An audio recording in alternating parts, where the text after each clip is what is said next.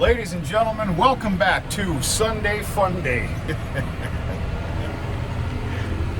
I'll explain to you what the hell I'm doing here. Some of you already know.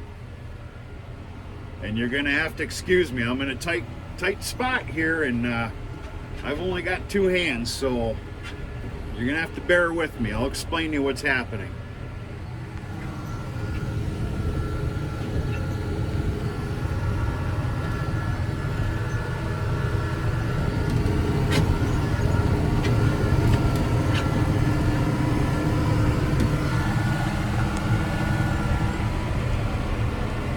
As you can see through the swampy swale, the cattle are there on pad number 2 at the very end.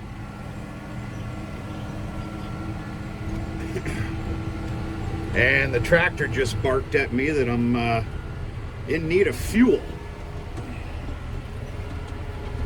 We'll come up here and I'll explain what the hell's going on.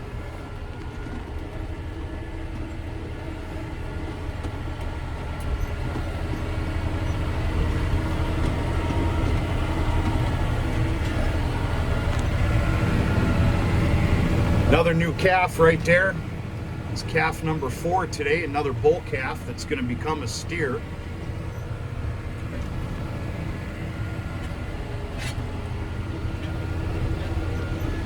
This is obviously the second pass, the second and last pass. That's finished product right there. Let me get the disc up over here and let you know what the hell's going on.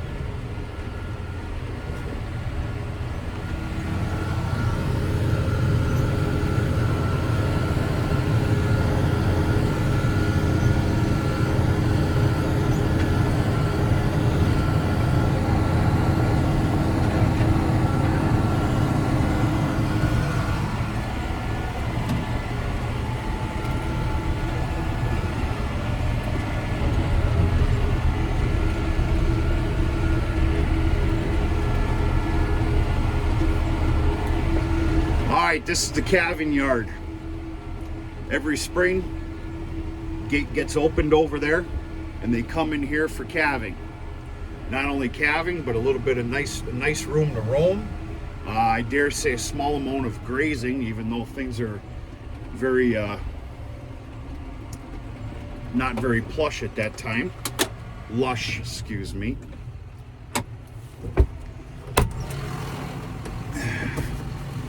So, we're not looking to reinvent the wheel here, okay? Truth of the matter is, if I wanted to do a 100% job, I would have moved some of the older, thicker bale ring areas where there's some excess hay. You've probably seen those.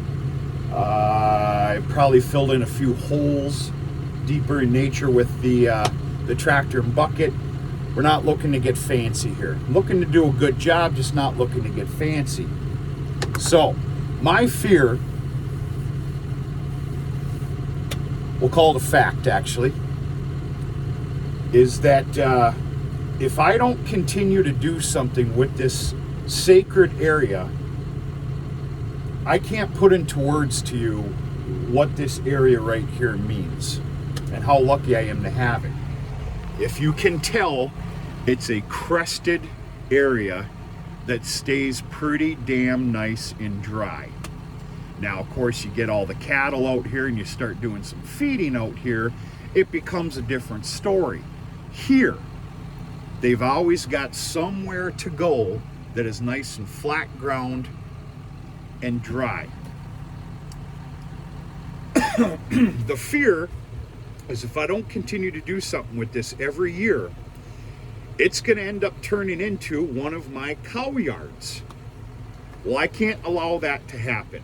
I'm a cow-calf operator, my calving area. You know what? I don't have the greatest facilities around here. What I have, I'm very proud of.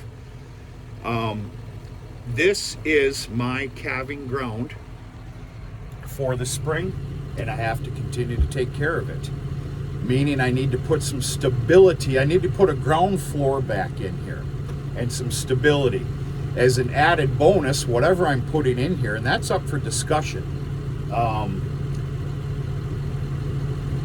will also serve as grazing. So it's a win-win-win. It just costs me a little bit of time, some fuel, and of course some seed, whatever seed I'm putting in here.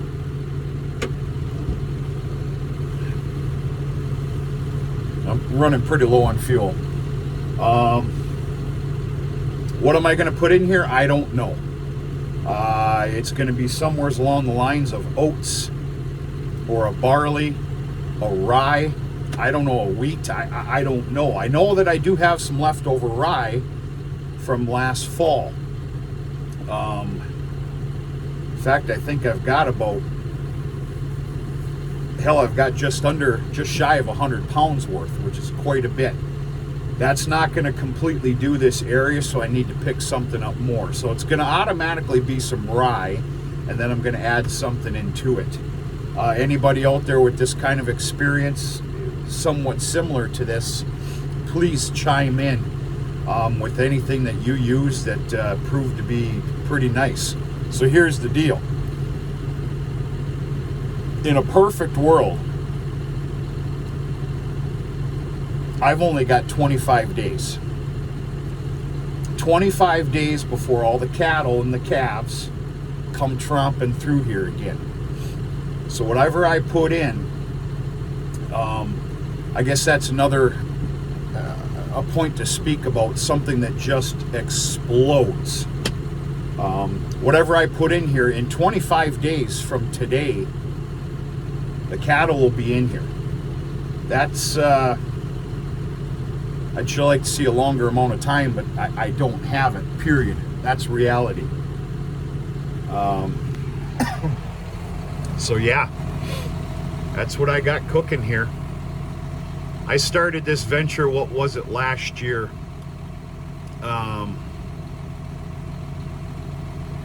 No. Yes I did. And it worked out fantastic. This was some pretty damn nice, solid ground for this past spring just now. And it once again proved just to be a godsend to have this back here. You can't ask for anything better. Like I said, it gets destroyed once the cattle are in here, but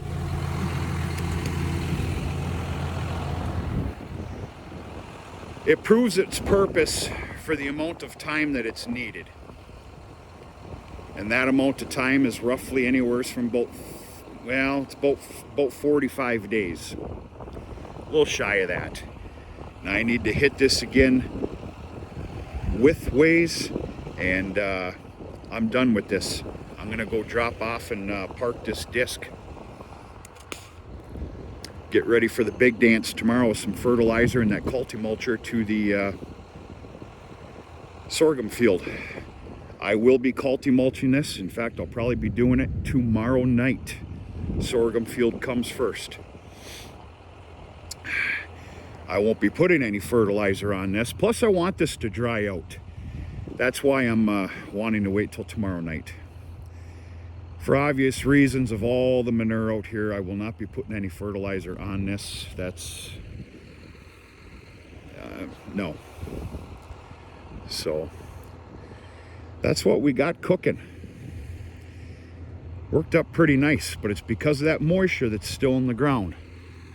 Of course, you got to watch that with compaction and everything, but it's not that excessive.